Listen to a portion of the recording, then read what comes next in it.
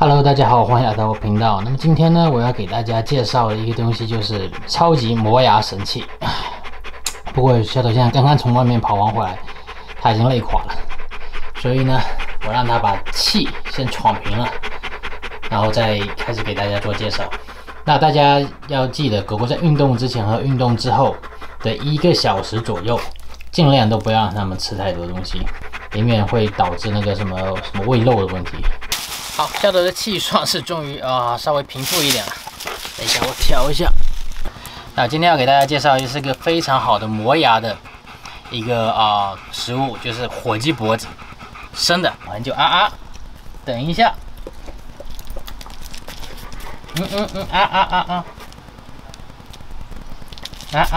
这样。小头很珍惜这个东西这样。小头很珍惜这个东西，他1个星期只有1次吃这个火鸡脖子的机会。yes， 吃吧，干嘛？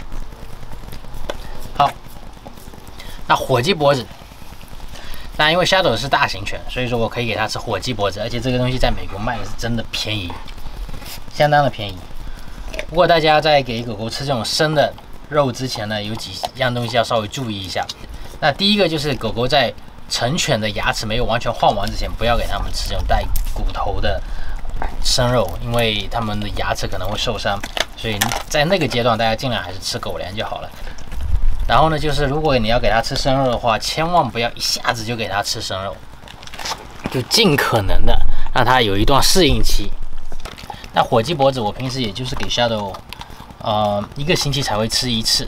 然后这一个火鸡脖子也可以直接当它一餐饭了，然后顺便也有助于减肥，因为火鸡脖子基本上没有任何碳水化合物。然后接下来大家要注意的一个重点就是，如果大家给它喂火鸡脖子的话，千万不能煮熟。禽类也就是那种鸟类，像鸡呀、鸭、火鸡啊这些的骨头，在煮熟之后会特别脆。然后一咬完之后呢，它们不会碎掉，它们会变成一根一根的，像针一样的。如果这时候狗狗不小心卡住喉咙的话，你可能就要带它马上去开刀了，这很有可能会涉及到生命危险。大家一定要记得，熟的骨头、猪骨头、牛骨头可以，但是呢，我说不要了，很容易拉肚子。然后呢，就是禽类的话，就是鸡鸭、火鸡这些东西一定不能煮熟，你要给它吃就给它吃生的。那还有就是，大家在给它吃生肉的时候，一定要有一个过渡期，就是说，你平时就是6个月大之后，如果你想给它生肉，像我那样子喂Shadow的话，6个月之后给它的狗粮里面加一点生肉，让它慢慢去适应。那如果你一下子就给它吃生肉，而且还是生肉带骨头的生肉的话，不是说不行了，死肯定是死不掉，但是那个拉肚子很恐怖的。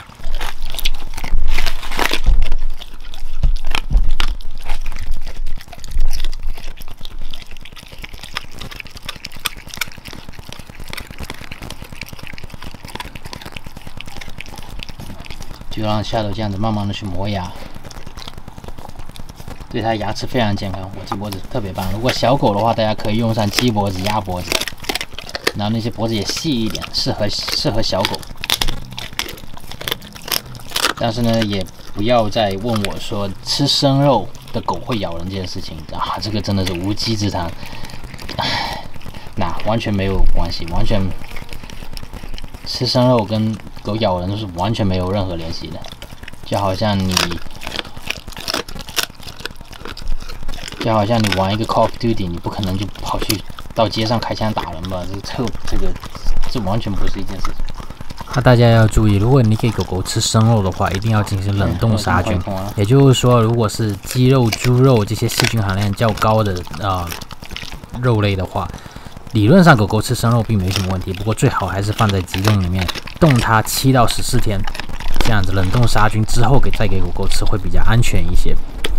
那如果你喂的是牛肉、羊肉或者是什么三文鱼那种海鱼的话，那就其实无所谓。